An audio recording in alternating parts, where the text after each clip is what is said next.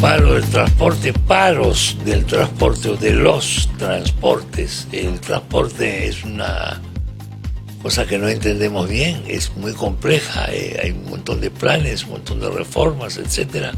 Parece que no damos pie con bola. Tengo la suerte de contar con una persona que nos va a ayudar a entender qué pasa con el transporte en el Perú, porque es así. Enrique Cornejo Ramírez. Enrique, ¿qué tal? Muy buenos días, Chema. Gusto de estar aquí en tu programa. El ministro de Transportes y Comunicaciones ha sido un fulgurante candidato a la Municipalidad de Lima también en su momento. Oportunidad, y posiblemente hoy día se le extrañe en algún puesto de decisión política, porque lo que tenemos ahora es... En fin, no voy a abundar, ya hice mi editorial. Enrique, ¿qué tal? ¿Cómo estás? Bien, felizmente. Con salud, que es lo más importante. Estás con salud, que es lo más importante. ¿Cuántos transportes hay en este país? Esto es un rompecabezas ininteligible. Es una maraña que no entendemos, la verdad. Si hay algún sector que puede explicar cómo estamos de caóticos y sin liderazgo y sin dirección, es el sector transportes. No es un problema de ahora, para ser honesto, es un problema que viene de antiguo, pero sin duda la falta de capacidad de conducción en estos momentos agrava tremendamente el problema. Y dijiste bien hace un momento, varios paros de transporte, porque no es uno. Sí, claro. Y voy a tratar de explicar la confusión brevemente. Evidentemente, el combustible es el 40% del costo de un transportista. Correcto. Y en estos momentos tenemos un precio del petróleo arriba de $108 el barril, y los precios de los combustibles están empujando hacia arriba los precios de todo el mundo. Hay inflación en todo el mundo. No podemos achacar eso a nadie aquí, eso es un tema externo. Sin embargo, la capacidad de acción y el mercado donde se desarrolla ese escenario en el Perú es un mercado que hace que las consecuencias de este tema externo se multipliquen aquí, para ponerlo en contexto. Entonces, más o menos ¿cuántos camiones de carga habrá en el Perú? No se sabe.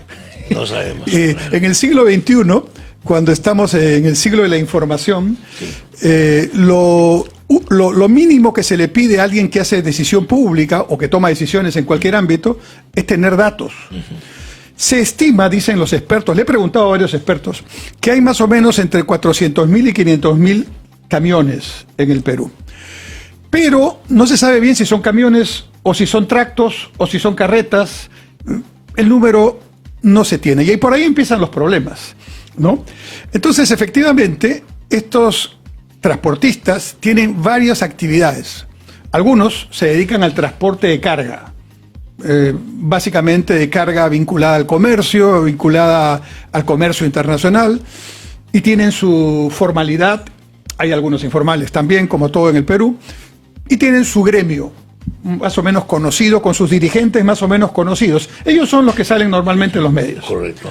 Y pues, después hay un grupo de transportistas muy reciente que apareció en un paro de transportistas anterior, no sé si recuerdas, que está muy empoderado por este gobierno y por el ahora desaparecido exministro de Transportes. Correcto. A este grupo se le dio una serie de beneficios, se les amplió las licencias, se les da unos subsidios. Ese es uno de los temas que está en discusión ahora, que están recibiendo los subsidios directos algunos, no todos, y que esos algunos serían transportistas cercanos al gobierno. Claro. Este grupo, que no es el que está haciendo paro en este momento, estará supuestamente haciéndolo a partir del 4 de julio, está conformado por algunos señores que aparecen, con un señor que se apellida Díez, que es el que los lidera, y está vinculado también a colectivos que pretenden ser formales, mototaxistas, en fin, un gremio y un sector de transporte. Es básicamente informal este sector, dirías tú. Sí, bastante informal, yo diría que bastante informal. Bastante informal, y tenemos luego otro grupo que es formal, pero que también tiene su competencia informal, que es el de los buses interprovinciales. Ahí está pues Soyuz, Cruz del Sur, Siva, entre los más conocidos, ¿no? Pero son muchos. Y además... ¿Cuántos ómnibus interprovinciales tendremos en el Perú? No tengo el número, pero... ¿Se puede estimar un número? Sí, yo creo que... Con estimados acá, ¿no? Yo creo que las flotas formales deben estar con varios cientos, algunos miles de buses, ¿no? Pero aquí tenemos un problema. Bueno, y para completar el contexto, tenemos a los transportistas urbanos, que son un variopinto grupo. No son un grupo, son variopintos grupos, claro, donde hay de todo, ¿no? Muy bien, entonces, ¿con quién se conversa frente a un tema de incremento del combustible? Primer problema, no hay un gremio con el que te sientes y tú puedes decir lo que aquí acordamos es lo que está ya lo que va a pasar. Bueno, pero no nos sorprendamos mucho. Cuando se reúne la Junta de Portavoces en el Congreso de la República y acuerda algo, supuestamente están los representantes de todos los partidos, los representantes van a su grupo y el grupo lo desautoriza. O sea que en realidad esto apenas es una expresión de lo que pasa en todo el Perú. Entonces el gobierno, que la verdad es bastante incompetente en estos asuntos, porque no tiene una política de transporte, o sea, está resolviendo el día, digamos así, y con dudosos criterios de qué es lo que tiene como prioridad, ¿no? Entonces el gobierno se ha sentado con los transportistas básicamente que son los que llevan y traen carga del Callao y que tienen una fuerza en Arequipa también, y con ellos se está negociando, ¿no? Aparentemente habría una disminución en el precio del diésel de alrededor de $1 como consecuencia de un subsidio directo que se va a dar. Pero además hay otros aspectos en la agenda de este grupo. Ellos se sienten afectados por los informales, por supuesto, se sienten afectados por los camioneros que vienen de Ecuador y de Bolivia, que vienen de esos países con subsidio a los combustibles. También se sienten afectados por los operadores del puerto del Callao, que tienen su propia flota de camiones, porque ya encontraron que es muy ineficiente la que hay aquí. Entonces ellos tienen una plataforma más amplia que tiene que ver con estos problemas más allá del combustible. Con ellos están conversando, no han llegado a acuerdos porque definitivamente el paro está dándose, aunque no con la magnitud que se esperaba, por lo menos este paro. Pero en el camino aparecieron los buceros, vamos a decir, los dueños de las empresas interprovinciales de pasajeros. Con ellos sí han hecho acuerdos, y ellos no están en paro supuestamente en este momento. Y con los que van a tener que sentarse es con este otro grupo, que es el de colectiveros, transportistas de carga, que tienen también transporte de carga y que tienen, digamos, una serie de otra plataforma. Entonces es muy complejo. En realidad, este sector requiere una agenda de corto y mediano plazo. Lo primero sería ver si la oferta del transporte terrestre en este momento es la que le corresponde a la demanda peruana. Tenemos muchos vehículos muy antiguos, Chema, y eso requiere un alto mantenimiento, y el costo del mantenimiento más el costo del combustible seguramente les hace la vida muy difícil. Entonces, cuando en economía te enseñan cómo trabajar en este asunto, lo que tú tienes que hacer es asociar a los que pueden ser eficientes mediante la asociación, chatarrear a los más antiguos y poner ciertas condiciones a los que vienen, porque el mundo sigue caminando mientras nosotros estamos en nuestros problemas en Perú. Exactamente.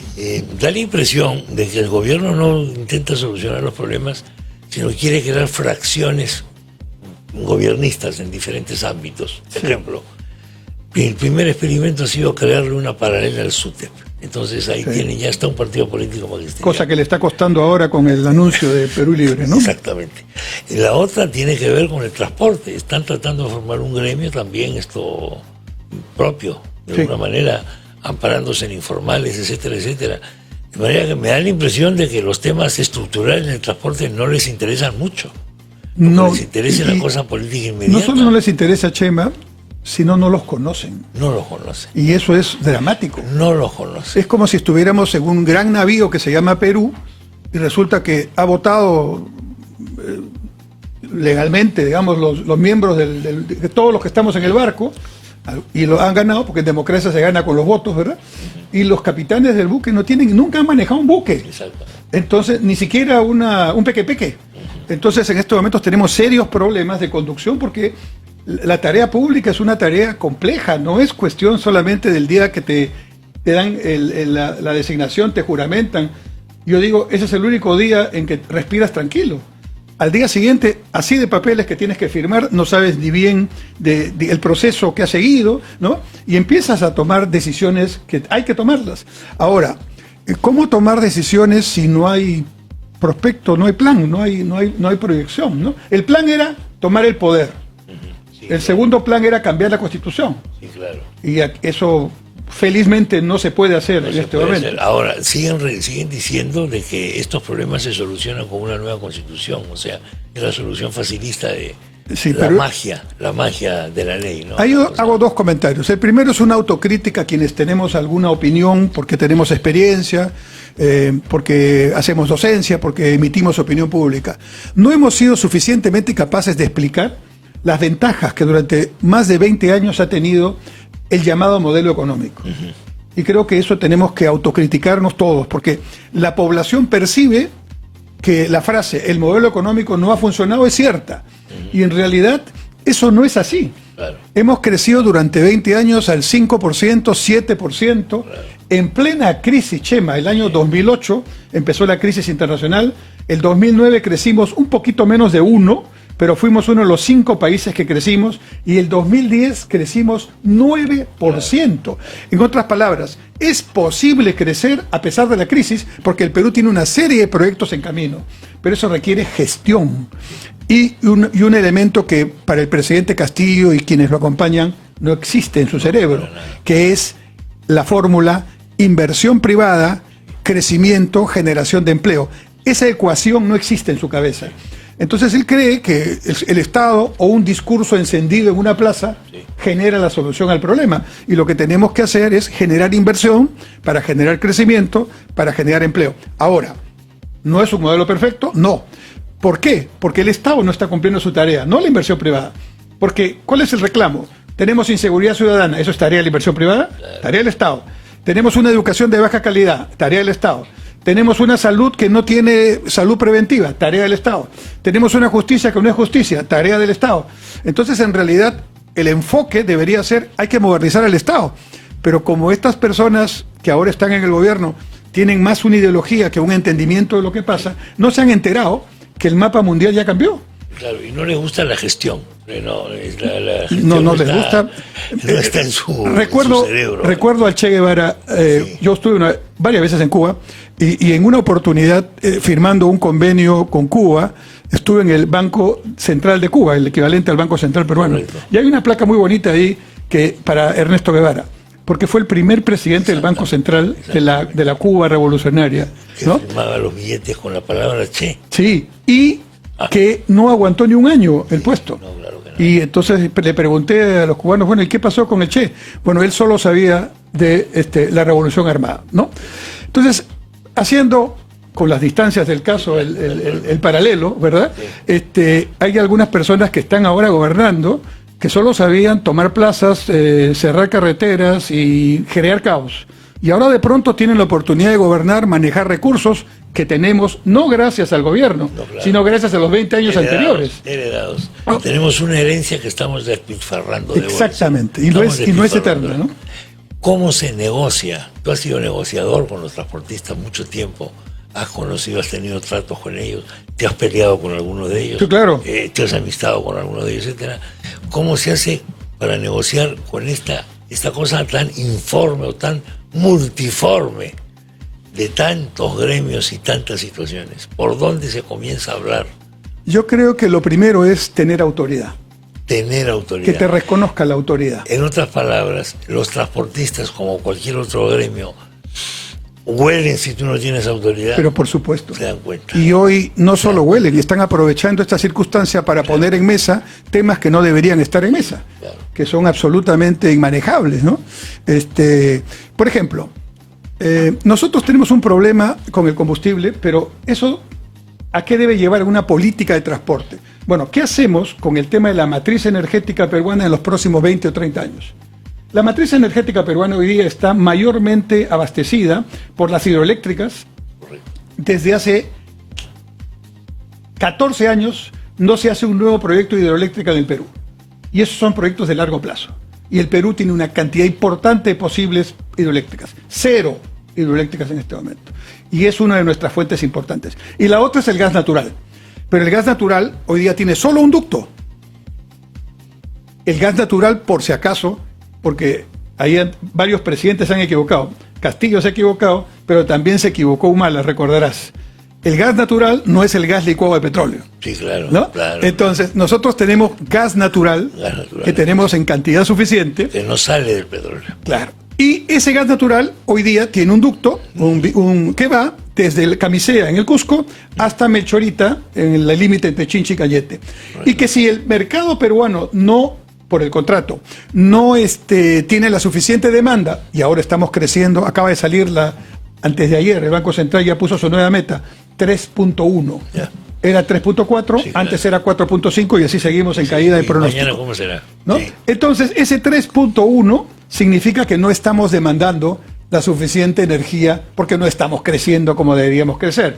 Nosotros deberíamos crecer mínimamente 5 a 7%, con crisis internacional. Esto no es la guerra de Ucrania, ni el problema del desarrollo. Esto es absoluta ineficiencia de la gestión. Bueno, entonces, como no estamos creciendo al ritmo, no se demanda. Y entonces el contrato va hasta Melchorita, lo tienen que reconvertir o lo exportan de acuerdo al contrato. Pero nosotros necesitamos otros gasoductos. El del sur, que está paralizado por el problema judicial, correcto, y eso es un tema que requiere decisión. Separemos el tema judicial, que ese siga su camino, que se castigue a los que tengan que castigar si es el caso, pero el proyecto, ¿por qué tiene que pararse para perjudicar a la gente? ¿No? Y tenemos que hacer un gasoducto en el norte y otro en el sur. El Perú tiene que tener varios gasoductos, ¿no? Para que llegue el gas a todo el Perú como se merece. Efectivamente, el gas es limpio y mucho más barato. Volviendo a los camiones, entonces, en este escenario habría que poner gasoductos, ¿no? Y gasoducto significa petroquímica también. Y si tenemos petroquímica, podríamos tener urea, correcto, que hoy importamos al 100%. O sea, eso es mirar el Perú. Y que no sabemos importarla.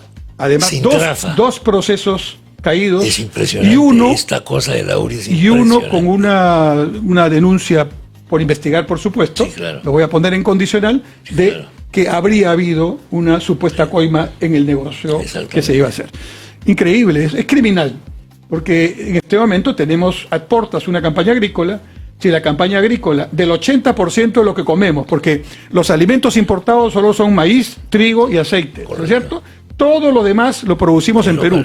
Y eso que producimos en Perú necesita fertilizante, claro, al momento de la siembra. Si el fertilizante no está, no se siembra. Y si hay menos oferta, vamos a tener un serio problema pronto. ¿Eso no es acaso un problema de prioridad? Pero estos temas que estamos conversando, Chema, son de sentido común. Ni siquiera requiere ser un experto para entenderlo. Es que el tiempo que le están dedicando a la función pública es, como tú has dicho, solamente para pagar prebendas políticas, para pagar costos de campaña y para buscar infiltrar a gente dentro del Estado que no es capaz de tomar decisiones. Para defenderse de todos los procesos. Y para defenderse de todo lo que viene, que está bastante complicado. Ese es el problema. Entonces, gasoductos, y con los gasoductos, entonces empezamos a pensar ya en una agenda para los transportistas. Yo le diría a los transportistas, ¿cuántos años quieren más tener su negocio de transportes? Porque así como están, ustedes es un pierde-pierde, ¿no? Ustedes no pueden seguir con el diésel. El diésel está en camino de ser un combustible que va a ser, Europa es la primera, Estados Unidos el segundo, van a ser cambiados hacia la movilidad eléctrica. Como nosotros somos un país en desarrollo, no pretendamos hacer eso tan rápidamente, aunque debería ser un objetivo. Hagamos un paso intermedio. Vayamos a los motores híbridos, pues, en donde tú tienes diésel o GNV. Entonces, ahí ya podemos, porque el GNV se puede transportar en camiones. Entonces, ese sería un planteamiento concreto. Un segundo planteamiento, vamos a rejuvenecer el parque de los camiones. Porque los más antiguos los chatarreamos. Ese es un subsidio que vale la pena. Claro, no bajar el impuesto selectivo. Yo no sé, el señor ministro de Economía, con todo respeto, ¿no? La verdad que ahora ha tenido que tirar marcha atrás. Con todo respeto, pero programa, tú me entrevistaste antes, yo te dije, sincera divino, que esto del IGB no iba a funcionar. No iba a funcionar. Y lo han tenido que reconocer. El problema es que no lo reconocen. Sí. Lo dejan sin efecto vergonzantemente. Pero el ministro de Economía ahí tiene una responsabilidad. Porque este es un asunto que lo conoce seguramente y lo conocemos todos los economistas. Sí, el subsidio tiene que ser directo al público objetivo, no indirecto, porque el indirecto beneficia a los que no quieren beneficiar. Entonces ahora tenemos un costo que hay que incrementar de subsidio directo. Muchos sectores, y tú no sabes a quiénes son los que realmente hay que, porque no tienen los datos, hay que subsidiar, y tenemos un menor ingreso tributario que está beneficiando a alguien que no son los que debería beneficiar. Un tremendo error, ¿no? Entonces, yo plantearía un subsidio directo para el chatarreo y para modernizar este combustible, cambiarle de fuente de energía, mirando el futuro, ¿no? Y al mismo tiempo, creo que deberíamos también... ¿De cuánto podríamos hablar? ¿En cuánto tiempo? ¿De cuánto plata y cuánto Hasta tiempo? este momento se dice que el subsidio exactamente de fondos de combustibles ya ha consumido 2.000 millones de soles. Wow. ¿Ya? Pero, ¿cuánto es el costo, Chema, Sí. de toda esta improvisación? Bueno, pues sí. Te voy a hacer solamente un pequeño ejercicio. El PBI del Perú es 225.000 millones de dólares. Un punto del PBI es 2.200 millones de dólares. ¿Cuánto es lo que debería producir el Perú si, olvídate de la guerra, Sí. olvídate de los barcos, no, si solamente los proyectos que están ahorita, por ejemplo, acelerar la línea 2 del metro, por ejemplo, construir la torre del aeropuerto, que ahora como gran cosa dice que está el 2025 y ya debería estar funcionando, ¿no? Bueno, y así tenemos decenas de proyectos. Solo en el sector minero tenemos 35.000 millones de dólares en futuros proyectos. Ya. ¿Qué significa lo que ya está, no lo nuevo? Poner en marcha por lo menos 3 puntos del PBI. O sea, nosotros deberíamos estar ahora mínimamente entre 5 y 6% del PBI. O sea, 3 puntos más de los que dice el Banco Central que vamos a estar. 3 puntos por 2.200 millones son casi 7.000 millones de dólares al año que estamos dejando de tener. 7.000 millones de dólares y hemos hablado de un subsidio de 2.000 millones de soles. Increíble. Así que creo que los números te responden un poco el tema. Voy a una pausa. Claro Quédate, que sí. por favor, Enrique, si eres tan amable, un minuto más, porque es momento de... Esto está ocurriendo, atención, están dando los toques finales al informe final de la Comisión de Fiscalización del Congreso, aquella que ha protagonizado el último incidente con las rejas del Palacio de Gobierno, porque el presidente cambia de opinión y decide no recibir a la comisión a última hora. A las 9:12 minutos, 15 minutos, llega la carta diciendo que no iba a asistir, cuando la cita era a las 9:30. Bueno, lo que tenemos es lo siguiente: se ha recomendado la comisión acusar constitucionalmente al presidente Pedro Castillo por incurrir en presunto delito de organización criminal, negociación incompatible y aprovechamiento indebido del cargo. Usted sabe que esta comisión la preside el congresista de Fuerza Popular Héctor Ventura, entre otras cuestiones. De hecho, para establecer este pedido de acusación constitucional intervienen, entre otros personajes, el secretario general del despacho, Bruno Pacheco, el ministro Juan Silva y los empresarios Samir Villaverde y Carolyn López. Señala el informe que estuvieron relacionados para coordinar los direccionamientos de los resultados de las licitaciones del MTC, Ministerio de Transportes y Comunicaciones. Menciona el caso del puente Tarata y otros casos, incluido el fajo de los $20.000, las influencias que se quiso ejercer sobre el jefe de la SUNAT, etcétera, etcétera. De manera que esto es lo que va a salir en breve como documento oficial. En otras palabras, acá está el documento, el informe final, acá lo tenemos en este momento, hoy día jueves 30 de junio, Comisión de Fiscalización y Contraloría. Mañana a las 3 de la tarde se está anunciando, mañana jueves a las 3 de la tarde, modalidad semipresencial en el hemiciclo Raúl Porras Barnechea, se rebate el informe. Esto es lo que va a ocurrir el día de mañana. O sea, lo que estamos viendo acá es una convergencia entre la hipótesis fiscal que pone al presidente como cabecilla de esta banda u organización criminal, hablando técnicamente, presumiblemente, por favor, y la comisión que está coincidiendo con el Ministerio Público en el análisis de cuál es la participación del presidente y otros en esta organización criminal. Esto es lo que estamos en la actualidad. ¿Qué te parece? Pues si García Márquez estuviera vivo, diría, es como crónica de una muerte anunciada. El problema para el Perú es que la agonía para la muerte es muy larga. Y cuesta mucha plata. Sí, claro. ¿Cuánto nos está costando esta broma? Yo te hacía el cálculo solamente, si es válido lo que digo, y yo sí que sé que es válido, ahí nomás tenemos 6.500 millones de dólares por año, ya va un año, entonces 6.500 millones menos.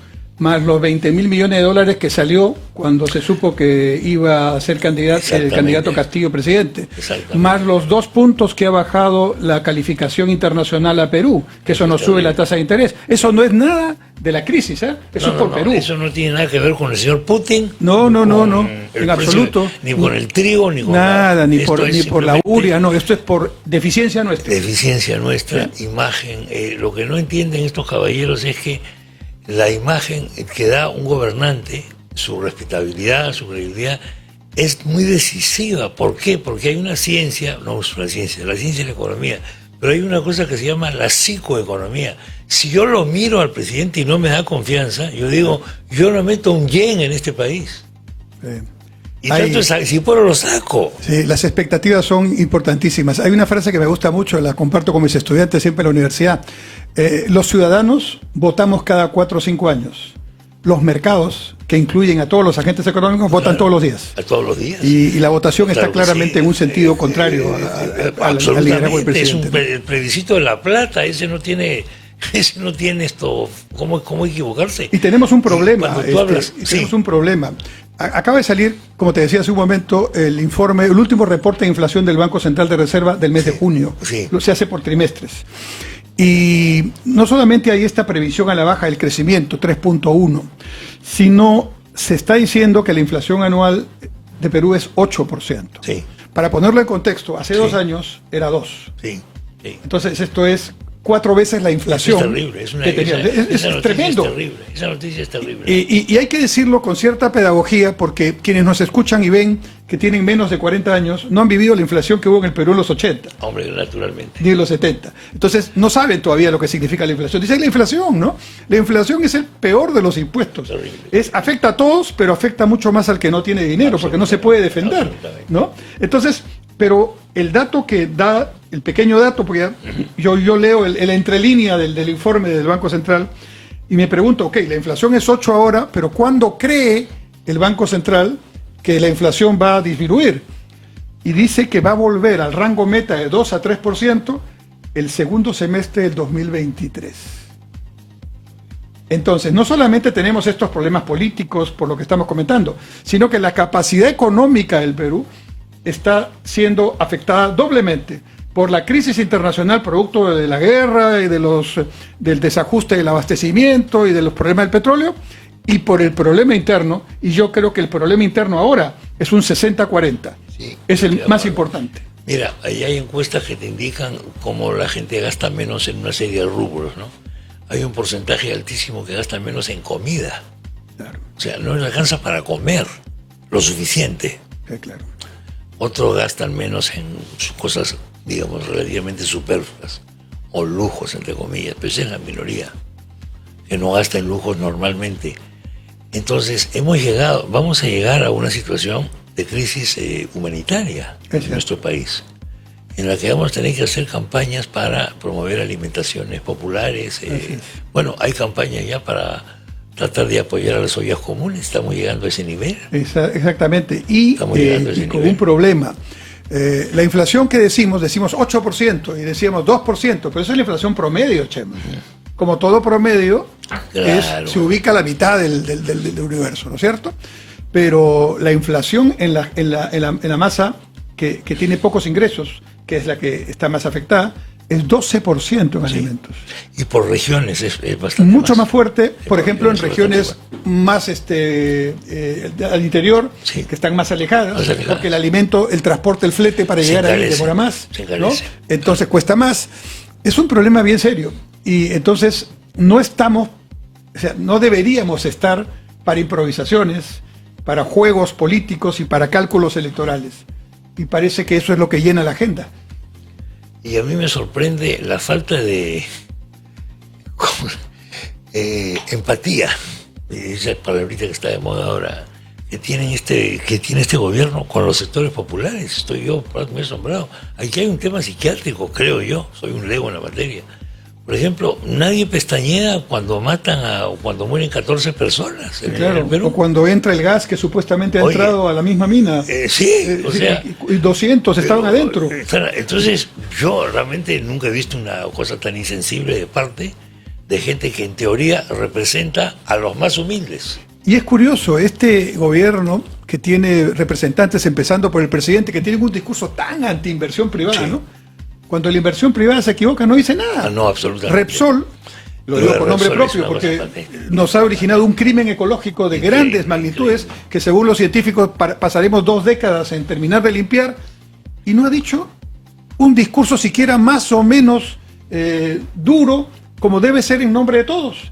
El camión de la minera voltea el zinc en el río Chillón, En el río, sí. malogra todo el ecosistema de la carretera en Canta, y el ministro dice Oye, que era un tema puntual, que no ha sido ¿por muy... qué le baja? Yo no entiendo esto. ¿Por qué le baja? El ministro del Ambiente se supone que es un hombre de ciencia, Sí, claro, es un hombre, es un científico. científico. Entonces, ¿por qué le baja la gravedad a esta cosa del zinc en el río? No encuentro ¿Cuál es la otra razón explicación? que tratar de no poner más temas complicados al fuego y defender así, no sé, la inestabilidad del gobierno, porque él es una persona inteligente, es un tipo conocedor y tiene que estar absolutamente claro en que eso es un crimen ecológico, ¿no? Ahora, vayamos de nuevo al transporte, fíjate, Sí, a propósito de ese tema. Nos hemos desviado un No, poco. no, pero está bien, simplemente pero, en fin, solamente para ver cómo estamos en está. la coyuntura, Sí, Enrique, claro. estamos en la coyuntura. ¿Por qué ese camión? La pregunta que deberíamos hacernos quienes hacemos gestión pública o estamos hablando de eso es, ¿por qué ese camión baja zinc en un camión? En un camión. es ¿Por un- qué no lo baja el tren? Claro, claro, ¿No es cierto? claro. Entonces, claro, yo en mi gestión modernicé el ferrocarril central. Saqué la estación de mantenimiento que estaba dentro del puerto del Callao. Eso es un crimen. En un puerto, lo único que tiene que haber es movimiento de contenedores para eficiencia. En la parte de patio es la más rica de un puerto. Patio, mar, patio, ¿no? Y ahí había hasta un club de los trabajadores Increíble. dentro de la parte del... Pues bueno, modernizamos el tren con una pequeña inversión que creo que llegó a $50 millones en ese momento. Lo que debieron hacer los siguientes gobiernos es continuar con esa política, ¿no? ¿Por qué? Porque el mineral debería bajar, cualquier mineral, por el tren. Y si la inversión que hay que hacer en el tren, ampliar la trocha, hacerla más ancha, cambiar las unidades, hay que hacerla sin miramientos, porque el camión es más contaminante, es más lento, puede generar accidentes como este y accidentes de seguridad ciudadana también, de accidentes de tránsito, ¿no? Y obviamente es contaminante, ¿no? Hay estudios que demuestran que la población que vive frente al puerto Callao, cuando no había los recubrimientos que existen hoy para meter herméticamente los camiones y de ahí al buque, durante muchos años han aspirado plomo y muchos etcétera, otros claro. metales, y este es un tema que Hay está... un barrio del Callao esto contaminado. Sí, claro, que está denunciado incluso ante la Organización Mundial de la Salud, ¿no? Exactamente. Entonces, mirando en contexto, ¿no? Mirando integralmente, habría que a mediano plazo lograr que el tren traiga la mayor carga minera del centro, del sur, del norte, ¿no? Y que los camiones hagan su trabajo, pero no ese trabajo, pues, ¿no? Ahora, otra cosa que hay que también promover, el cabotaje. Sí, señor. Hay puertos en el Perú que están sin uso, pequeños, caletas, puertos. Muy bien, hay que ponerlos en valor para que las ciudades también tengan un dinamismo en sus puertos. Y para eso no hay que emular al Callao, que ya tenemos Callao, ya tenemos el puerto de Chancay, ya tenemos Matarani, ya tenemos Paita, pero los pequeños puertos deberían ser caleteros. En otras palabras, estos buques que llevarían carga, llevan de puerto en puerto pequeño, y eso es más económico, menos contaminante y genera otro tipo de transporte que también se usa en todo el mundo y no se usa en el Perú. Entonces, hay muchas razones por las cuales técnicamente se puede salir de esta situación, de la compleja problemática del transporte, pero requiere 3 cosas. Primero, saber a dónde vamos. En este momento, esto es cero en el gobierno, Absolutamente. ¿no? Creo que viven al día. El largo plazo siempre lo consideramos arriba de 5 años. El largo plazo en el Perú en estos momentos es un día para el gobierno. Sí. Sobreviviré este día, mañana será otro día, estaré. El domingo que salen las noticias en la noche. Claro, a ver si sobrevivo esta semana. Ese es el tema, la sobrevivencia del día a día. Sí. Ese es el problema que Y es tenemos. imposible manejar seriamente un gobierno y las decisiones de todo tipo, de los... No solo pensemos en las empresas grandes, ¿no? Pues es otro error Claro, del presidente. El presidente nunca ha clarísimo. manejado un negocio. no entiende que el Perú es el país de los millones de microempresarios. Emprendedores pequeños. Emprendedores. Y un microempresario tiene la misma lógica de un gran empresario. Absolutamente. Si el gran empresario pone $1.000 millones de inversión y el pequeñito pone 500 soles, sus 500 soles es su capital.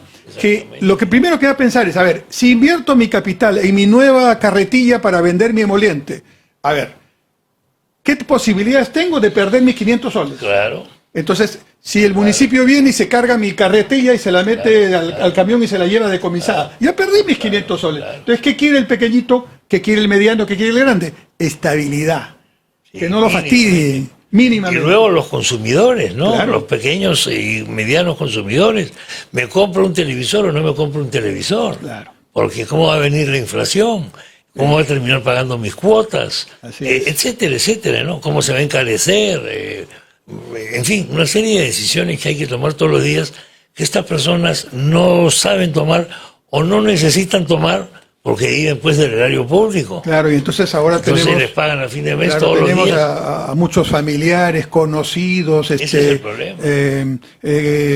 Participantes en la campaña, y todos con unos sueldos de 8.000, 9.000, 10.000, 15.000 Por lo soles, menos. ¿no? Salen los informes que no han tenido en su vida. Jamás. ¿No? Jamás. Y además con unas curiosas, referencias de los términos de referencia para ver cómo los contratan, ¿no? Sí. Porque no tienen ni siquiera las capacidades para estar en esos Bajando puestos. la norma para poder contratar. Empecemos por el ejemplo, secretario general de la Presidencia eso, de la por ejemplo, República. me parece una cosa Y eso es un tema que el señor Sagasti todavía no ha contestado. Una temeridad espantosa. Sí, no ha contestado. Simplemente ¿no? porque dijeron bájame la Bájame valla. la valla para que esté el señor Pacheco. Yo creo que por ahí deberían empezar las investigaciones. ¿Cómo se puede bajar la valla? Sí, porque era tan importante que este señor estuviera ahí. El hombre más informado del Perú, Sí. que tiene un poder enorme, Sí. pero que era indispensable para todas las trafas. Entonces, claramente, Como se ha demostrado después. digamos, Perú Libre, por eso saca su comunicado, creo yo, Perú Libre sí es estructurado. Cerrón sí es estructurado. Por supuesto, es un partido Tiene una político, idea que no la compartimos, es por marxista-leninista. supuesto que no, eso fue una cosa ya antigua. Cuando yo leí el programa de Perú Libre, la primera lección que yo leo, Sí. dije, esto es falso, digamos, no puede ser, porque Claro. es un documento, parecía escrito en el año 30. Exactamente. Pero no era Yo falso. creo que en el 17, con la revolución Por ahí, bolchevique. ahí entré a estaba. la página del Jurado Nacional de Elecciones y era verdad. Era su plan de gobierno. Entonces me sorprendió hasta cierto punto la ingenuidad de este documento, su radicalismo, esta cosa, en fin. Y se supone que el señor Castillo era afiliado a ese partido, es afiliado a ese partido. Y fue afiliado el año, tal como dice el comunicado, 2020. el año 2020. Septiembre del 2020, dice. Claro, entonces, por favor, esto que no han leído, por supuesto, Castillo. No, claro que no lo leyó, porque cuando le preguntaban ni siquiera no tenía forma de explicar el y la famoso señora Dina plan. Boluarte y el señor Torres tampoco tiene la más pálida idea de eso. Claro. ¿No? Entonces, ahí viene un tema de fondo, ¿no? Si el señor Cerrón estuviera en la presidencia, estuviéramos en un proceso más complicado, Sí. porque ese señor quiere hacer un gobierno aquí tipo Venezuela, tipo Sí, Cuba, claro, ¿no? claro. Y claramente eso históricamente ya está demostrado que no funciona. No funciona. Sino una pregunta elemental para los más jóvenes, ¿no? ¿Por qué hay 7 millones de venezolanos que están fuera de su país? Claro. Que mandan 100, 150 dólares mensuales a su familia, porque esa economía está buena. Sí, claro. Lo único bueno que le ha pasado a Venezuela es que el precio del barril del petróleo ha subido de 40 dólares a 108. Exactamente. Y eso le da más Es la dinero para salvación gastar de ese país. a Maduro, ¿no? Que es la gran droga, ¿no? Claro. El petróleo Ahora, se convierte la en gran medio de droga. ese digamos, manifiesto político ideológico fuera del contexto histórico, no se cayó el muro de Berlín para ellos, no ha habido, la Unión Soviética todavía está ahí, ¿no? Sí, claro. Porque parte de lo que ocurre ahora en la guerra provocada por Rusia Sí, claro. contra Ucrania Sí. es ese deseo que tiene Putin de volver a lo que fue, no la Unión Soviética, sino el Imperio Ruso. El imperio. Claro. Es una vocación imperial. Claro. Esa Y le es la está verdad. saliendo muy mal el tema, aunque nos está costando a todos la broma, Sí. pero Yo no sé, el drama... no sé hasta dónde va a llegar, te digo. Sí, no parece que esto se acaba pronto, No, por no eso el se va a Banco acabar. Central dice esto No se va todavía a va acabar. hasta el próximo No se va año, a acabar. pero hoy día la OTAN, la noticia de hoy día, es que Suecia y Finlandia están ingresando estaban vetados en el proceso. por Turquía. Ya superó Turquía el veto. ha desistido de su Del veto. Entonces ahora parte de la frontera de Rusia es OTAN. Y el quinto artículo del tratado dice que no se debe tocar a nadie de OTAN. Y la OTAN va a reforzar todo ese flanco con tropa. Claro. Está mandando 300.000 hombres. Y sigue el abastecimiento de armas a Ucrania. Entonces, Putin, que no le está yendo bien, porque sus cálculos están quedando completamente al margen en esta ofensiva que ha hecho, que creo que ya ha fracasado, es capaz de cualquier cosa, te digo. Yo creo que la cosa ahí es muy complicada. No sé qué nos va a pasar, porque nos afectamos a todos. Todos, este es un mundo global, pues. Sí, acá de repente no va a llegar un misil nuclear, pero acá van a llegar oleadas de inmigrantes que huyen de eso. Inmigrantes y una economía mundial que se va a resentir muchísimo. Este tema de la inflación, Chema, mundial, porque Estados Unidos también está con una inflación del 7%, algunos países de América Latina están con inflación de 2 dígitos, ¿no? Este tema es muy complicado, porque tú puedes afrontar la inflación solamente de una manera. ¿Sabes cuál es? Produciendo. Claro. Y la producción solamente puede venir de una manera, con inversión privada. El Estado no es productor de bienes y servicios, ¿no? Mira Petroperú. Sí, el Estado debe crear las condiciones para que haya inversión. El tema es tan complicado que, por ejemplo, el gobierno quiere, hasta ahora, que Petroperú se dedique a la exploración, cuando Petroperú hace poco estuvo en la categoría de bonos basura. Sí, no puede Está ser prácticamente eso, quebrada. Y esa ineficiencia se traslada a una situación de precio en los combustibles. Hay dos operadores. Lo pagamos nosotros. Lo pagamos los ciudadanos. Hay dos operadores, Repsol y Petroperú. El ineficiente es Petroperú. Entonces, ¿qué hace Repsol? Muy vivos, ¿no? Dicen, el otro también está en esa situación y suben sus precios, ¿no? Para marcar la ineficiencia que tiene Petroperú. Y tú lo pagas o lo pagas. Pues, así es. Entonces ahí esos experimentos lo pagamos todos nosotros. Lo pagamos todos. Pero eso no entienden y lógicamente al no entenderlo nos ponen en serios problemas que tenemos que ver, Dios quiera, pronto cómo salir democrática y constitucionalmente, pero salir. Esperemos que así sea. Enrique, te agradezco mucho la visita. Gracias, Chema, por la invitación. Otro día hablaremos sobre el fútbol. Y sobre cómo te quedó el ojo después del penal.